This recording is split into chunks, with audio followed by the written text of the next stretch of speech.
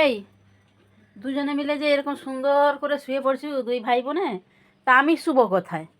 এইটুকু জায়গা আমার অর্ধেক বালিশ এনে ঝুলাইছে তো। হ্যাঁ, ঘন্টু তো এমন ঘুম দিয়েছে যেন জীবনে বিশ্বে কোনোদিন ঘুমায়নি।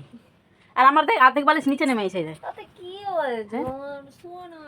এই ঘন্টু আমি কোথায় শুবো? তুই তো পা রেখে দিস আমার জায়গায়। ছোট ছোট করে এরকম করবে কিন্তু মেঘ তো যেন বিশ্বে কোনো দিন ঘুমায়নি, আজকে প্রথম দিন ঘুমাইছে চাদর মাদর গায়ে দিয়ে। বাবা বড় লোক বলে বড় লোকেদের মতো চাদর গায়ে দিছে ও।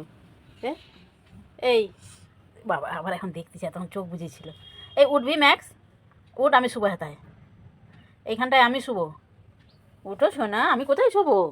আর পূজা উঠ না হলে তুমি এখানে শুলে শোও না, নিচে গিয়ে শোও, যাও, আমাদেরকে ডিস্টার্ব করবে না। এটা কি ধরনের কথাবার্তা তোদের? তা গাইস তোমরাই দেখো এদের ভাই বোনের কাণ্ড দেখো। এরা এরম করে শুয়ে পড়েছে, আমার জন্য একটুখানি জায়গা রাখছে। আমি এই একটা মোটা মানুষ, এই যে লেগ পিসগুলোকে এইদিকে বের করে দিয়েছি, তা আমার জায়গাটা কোথায়?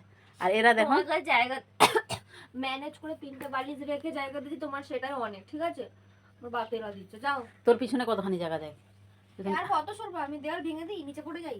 দেয়াল ভেঙে এই জানলাটা ভেঙে দাও, এই দেয়াল জানলাটা ভেঙে সরে দেখো, নিচে পড়ে যা। এই জানলাটা ভেঙে দাও, এখানটা সরে জায়গা হয়ে যাবে, এখানে শুয়ে পড়ো। দেখি নিচেটা দেখে, পরিবেশটা দেখাইনি। এইদিকে ছাদের পরিবেশটা কেমন লাগে দেখো। ছাদ দিকে এই যে জানলা,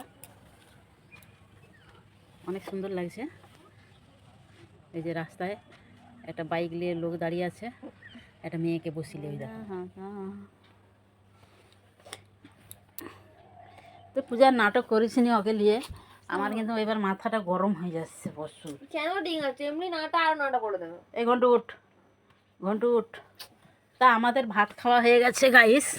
চলো কি রান্না করেছি একটু শেয়ার করি তোমাদের সাথে। আমাদের ভাত খাওয়া হয়ে গেছে, ঘন্টুর এখনও খাওয়া হয়নি। দুঃখের বিষয় আজকে হচ্ছে গিয়ে ঘন্টুর খাওয়ার মাংস, ঘন্টু রোজ মাংস খায়, তা খায় না। আর ফ্রিজ থেকে যে ওকে মাছ দেবো, মাছ দেখো বরফ হয়ে আছে, ওকে 2 পিস এখন মাছ বের করবো কী করে? এই বরফ যতক্ষণ না গলে ততক্ষণ ও আজকে খেতে পাবে না। আর মাংস সেম একই কেস, তার জন্য মাছটা আমি বের করলাম। আজকে রান্না করেছি চিংড়ি মাছ, ফুলকপির ডাঁটা, কুমড়ো, আলু টালু দিয়ে একটা চিংড়ি মাছ রান্না করেছি, সেই টেস্ট হয়েছে। আর এই যে মুসুরের ডাল, ধনেপাতা, টমেটো দিয়ে করেছি, এই এক রান্না।